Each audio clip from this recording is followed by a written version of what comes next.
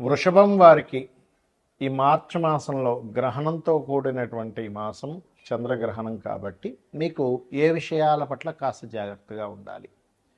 మీకు ఇప్పుడు ఉండేటువంటి గ్రహస్థితి కనుక చూసుకుంటే 4వ స్థానంలో చతుర్థ భావంలో గ్రహణం పడుతుంది. 2లో గురువు ఉన్నాడు. లాభస్థానంలో మీకు శని శుక్ర రవి కూడా 17వ తేదీ వచ్చి చేరుతున్నాడు 15వ తేదీకి. కాబట్టి 3 గ్రహాలు, ముందు 2 గ్రహాలు, దాని తర్వాత 3వ గ్రహం వచ్చి చేరుతూ దశమంలో ఒక 3 గ్రహాలు ఉంటున్నాయి. అయితే మరి ఈ గ్రహస్థితిని అనుసరించి మీకు ఎలా ఉండబోతుంది గ్రహణ సంబంధించిన విషయంలో, పర్టికులర్గా గ్రహణం మీకు 3వ తేదీ వస్తే 40 రోజుల పాటు విశేషంగా ఏ విషయం పట్ల మీరు జాగ్రత్త వహించాలి అనేటువంటి అంశాలు చెప్తుంది. నేనైనప్పటికీ చెప్పిస్తుంది సాక్షాత్ లలితా అమ్మవారిగా భావిస్తూ, ఆ లలితాంబిక అమ్మవారి యొక్క అనుగ్రహం మీకు పరిపూర్ణంగా కలగాలని మనస్ఫూర్తిగా కోరుకుంటూ, ఇక్కడ 4వ స్థానంలో గ్రహణం పడుతున్నందుకు ప్రధానంగా ఏంటంటే మీరు తీసుకోవాల్సిన జాగ్రత్త 40 రోజుల పాటు 3వ తేదీ నుంచి 40 రోజుల పాటు మండల కాలం ఉంటుంది. ఎప్పుడైనా గ్రహణ ప్రభావం, ఏదైనా ఒక ప్రాపర్టీ కొనుగోలు చేస్తున్నాము, లేకపోతే ఒక కోర్సు తీసుకుంటున్నాము ఆన్లైన్లో, లేకపోతే ప్రాపర్టీ రిలేటెడ్ సంబంధించిన దస్తావేజీలు ఎక్కడైనా మనం ఆ పేపర్స్ ఎక్కడైనా పెడుతున్నాము, లేదా తల్లిగారి ఆరోగ్య విషయంలో చంద్రగ్రహణం కదా కాబట్టి, లేదు ఒక పని చేయడం వల్ల అనవసరంగా మీకు మీ యొక్క మనసుకి లేదా మీ యొక్క దీనికి కొంచెం ఒక నింద పడనుంది అని అనుకునేటువంటి విషయాల పట్ల కూడా కాస్త జాగ్రత్తగా ఉండాలి. గుర్తుపెట్టుకోండి, తెలియకుండా ఒక్కోసారి గృహంలో వాస్తు దోషంతో మనం ఇల్లు కడుతూ ఉంటాం. ఈ గ్రహణ సమయంలో మనం చేసే ప్రభావం అంటే దాని ప్రభావం అలా చూపిస్తూ ఉంటుంది. మానసికంగా ఒక్కోసారి మనస్థానంలో 4వ స్థానంలో గ్రహణం పడుతుంది కాబట్టి మానసికమైన స్ట్రెస్కి ఎక్కువ గురవుతూ ఉంటాం. కాబట్టి దీనికి మీరు చక్కగా ఈ విషయాల పట్ల కాస్త జాగ్రత్తగా ఉన్నట్లయితే, ధనస్థానంలో గురువు ఉన్నాడు కాబట్టి ఫైనాన్షియల్ గ్రోత్ అనేటువంటిది ఉంటుంది. మరియు అదేవిధంగా కాస్త వివాహ సంబంధించినటువంటి విషయంలో విదేశీ వివాహ సంబంధించినటువంటివి సక్సెస్ అవుతాయి. అలాగే కాస్త బిజినెస్లు ఇంప్రూవ్మెంట్స్ అవుతాయి, అందులో ఎటువంటి సందేహం లేదు. అయితే మీరు చేయవలసినటువంటి దేవత ఆరాధన, ముఖ్యంగా వెంకటేశ్వర స్వామి ఆరాధన, విష్ణు సహస్రనామాల యొక్క శ్రవణము లేదా పఠనం చేయండి. అన్ని విధాలా మీకు బాగుంటుంది. చాలామందికి ఏంటంటే గ్రహణ సమయంలో ఎందుకు గుళ్ళు మూస్తాము, గుళ్ళులో ఆలయంలో ఉండే భగవంతుడికి ఏదో అయిపోతుంది, తన శక్తిని కోల్పోతాడు కదా అని అనుకుంటారు. కానీ అది పూర్తిగా తప్పు. ఎక్కడ శాస్త్రంలో గ్రహణ సమయంలో గుడి మూసేయాలనేటువంటిది ఎక్కడా లేదు. ఎందుకు మూసేస్తారంటే, అమ్మో ఆయన కూడా శక్తిని కోల్పోతారండి, టెంపుల్ శక్తిని కోల్పోతున్నారు, అది పూర్తిగా అబద్ధము. భగవంతుడి శక్తిని కోల్పోయేటట్టయితే ఒక చిన్న విషయం ఆలోచించండి.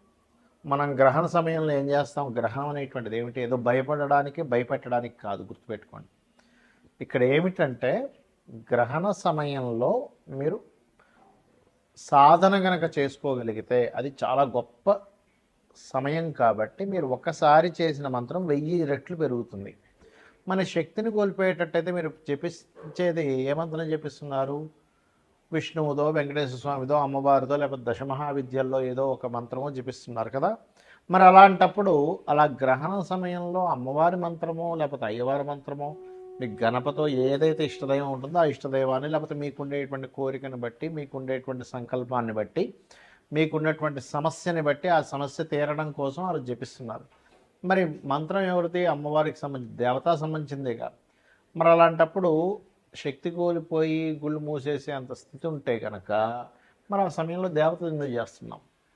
కాబట్టి అలా ఏమి శక్తి కోల్పోవడం కాదు. ఇది ఏమిటంటే పర్టికులర్గా ఇప్పుడు ఆ సమయంలో ఉన్న ప్రదేశంలోనే కూర్చొని సాధన చేసుకుంటే, సాధన వలన మనకి మన యొక్క పాజిటివ్ ఎనర్జీ పెరుగుతుంది. ఇక్కడ మనకి సమస్యలు ఎందుకు వస్తాయంటే నెగిటివ్ ఎనర్జీ ఎక్కువ అవడం వల్ల.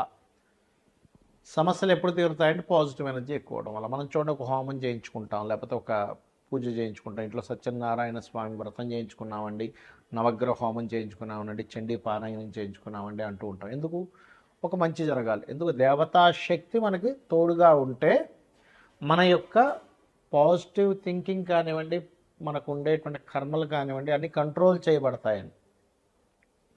మరి ఈ గ్రహణం పట్టినంత మాత్రం చేత భగవంతుడు దాన్ని కంట్రోల్ చేయలేడు, అందుకే మూజేస్తున్నాం అనుకోవడం పూర్తిగా తప్పు, గుర్తుపెట్టుకోండి.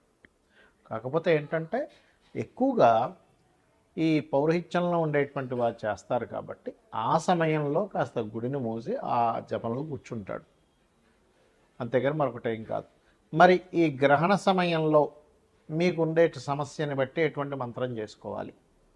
లలితా సహస్రనామాలు చూడడానికి నామాలు, కానీ వాటిని కూడా అపౌరుషములు అంటారు. అంటే ఎవరో మనుష్యులు రచించినటువంటిది కాదు, వేదమంత్రంతో సమానం. కాబట్టి అప్పుల బాధలు చాలామందికి ఎక్కువగా ఉన్నాయి. చక్కగా కూర్చొని మీరు ఓం అపర్ణాయే నమః అనే మంత్రం కనుక చేసుకోగలిగితే అద్భుతంగా మీకు అప్పుల బాధల నుంచి బయటపడతారు. లేదంటే ఫైనాన్షియల్గా నాకు గ్రోత్ రావాలి, ధనస్థానం బాగాలేదు, మన జన్మజాతకంలో ధనాధిపతి బాలేడని చెప్పారు, మరి లక్ష్మీ స్థానం అనేటువంటిది పాడైపోయిందంటే ఏమి టెన్షన్ పడకండి. చక్కగా మీరు ఓం సంపత్కరీ సమారూఢ సింధుర వ్రజ సేవితాయే నమః అనే మంత్రం చేసుకోండి. లేదా ఓం ధర్మాధ్యక్ష ధనాధ్యక్ష ధనధాన్య వివర్ధిని నమః. ఈ మంత్రం ద్వారా మనం ఒక విషయాన్ని గ్రహించాలి. ఏమిటది అంటే, ధర్మమునకు అధ్యక్షురాలు అమ్మవారు, ధనమునకు అధ్యక్షురాలు. అంటే ముందు ధర్మానికి అధ్యక్షురాలు. అంటే మనం కనుక ధర్మంగా ఉండగలిగితే లక్ష్మీదేవి ఆటోమేటిక్గా వస్తుంది. చాలామంది ఏంటంటే ఇవాళ రేపు ఉండే సొసైటీలో కలిగేటువంటి కొన్ని మార్పుల వల్ల లేదండి ధర్మం లేదు, న్యాయం లేదు, ఏమీ లేదు, అధర్మంగా ఉంటేనే లోకం ఉంటుంది అనుకుంటారు. తప్పు. మనం చూడండి, మనం ఏదైనా ఒక విషయం, ఒక వస్తువు కొనుక్కోవాలన్నప్పుడు, ఒక మనిషిని తీసుకోవాలన్నప్పుడు ఆ వ్యక్తి ధర్మంగా ఉంటాడా లేదా, కరెక్ట్ పర్సనా కాదా అని చూస్తున్నాం కాబట్టి. అంటే ప్రతి ఒక్కరికి కూడా కరెక్ట్ పర్సను, కరెక్ట్ ప్రోడక్ట్ కావాలనుకుంటున్నాం. అలాంటప్పుడు దాన్నే కనుక మనం ఆశ్రయించున్నట్లయితే ఖచ్చితంగా ఒకరోజు కష్టంగా ఉన్న తర్వాత రోజు ఖచ్చితంగా విన్ అవుతాము. ఇది గుర్తుపెట్టుకోండి. అలాగే వివాహం అవ్వట్లేదు, ఓం కామేశబద్ధ మాంగళ్య సూత్రశోభిత కందరాయే నమః అనే మంత్రం చేసుకోండి. వివాహ జీవితం బాగోలేదు అంటే కొంతమందికి 12వ స్థానం పాడైతే, సప్తమ వ్యయస్థానాలు రెండూ పాడైతే, వివాహ జీవిత స్థానం కనుక పాడైనట్లయితే వివాహం చేసుకుంటారు, కానీ ఎప్పుడూ ఏదో ఒక గొడవ మాత్రం వాళ్ళకి ఇబ్బంది వస్తూనే ఉంటుంది. అలాంటప్పుడు మీరు అమ్మవారి యొక్క నామాల్లో ఓం శివ కామేశ్వరాంకస్త శివా స్వాధీన వల్లభాయే నమః అనే మంత్రం కనుక చేసుకోగలిగితే ఖచ్చితంగా 100% మీ వివాహ జీవితం బాగుపడుతుంది. అలాగే ఒకటి కాదు, రెండు కాదు, కొంతమంది హెల్త్ ఇష్యూస్ ఉంటాయి. ఓం సర్వవ్యాధి ప్రశమని సర్వమృత్యు నివారణి అగ్రగణ్య అచింత్య రూప కలికల్మషనాశిని నమః చేసుకోండి. ఆ రకంగా ఏంటంటే మీకు ఒకటి నమ్మి భక్తి శ్రద్ధలతో ఇదే మంత్రాలు, ఇదే నామాలు గనక కంటిన్యూస్గా చేయగలిగితే మీ జీవితం ఖచ్చితంగా మారుతుంది. ఎందుకు మారుతుంది? లలితా సహస్రనామాల్లో చెప్పినటువంటి నామాలన్నీ కూడా అమ్మవారి యొక్క స్వరూపం ఎలా ఉంది, అమ్మవారు ఏ రకంగా ఈ యొక్క విశ్వాన్ని నడిపిస్తుంది, ఏ రూపాల్లో ఉంది, ఏ రకమైనటువంటి ఫామ్లో ఉందని చెప్పేటువంటిది. మరి దాన్ని మీరు చెప్తున్నారంటే ఒక సత్యాన్ని పలుకుతున్నారు, అమ్మవారిని గుర్తిస్తున్నారు, అమ్మవారిని వేడుకుంటున్నారు, అమ్మవారిని కోరుకుంటున్నారు.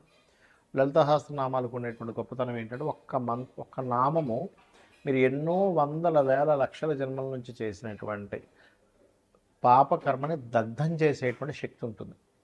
సో ఆ దగ్ధం చేసేటువంటి శక్తి ఎప్పుడైతే మీకు వస్తుందో, పాపకర్మ ఎప్పుడైతే పోయిందో కష్టం అనేటువంటిది తీరిపోతుంది. ఇక గ్రహణం తర్వాత ముఖ్యంగా గ్రహణం ఎవరెవరికి ఉంటుంది? సింహం వారికి సింహరాశిలో పడుతుందిగా, సింహము, కర్కాటకము, కన్య, అదేవిధంగా మకరము, మేషరాశి వాళ్ళకి ఉంటుంది. స్వల్పము, ఏం టెన్షన్ పడకండి, భయపడ్డానికో గ్రహణాలు కావు.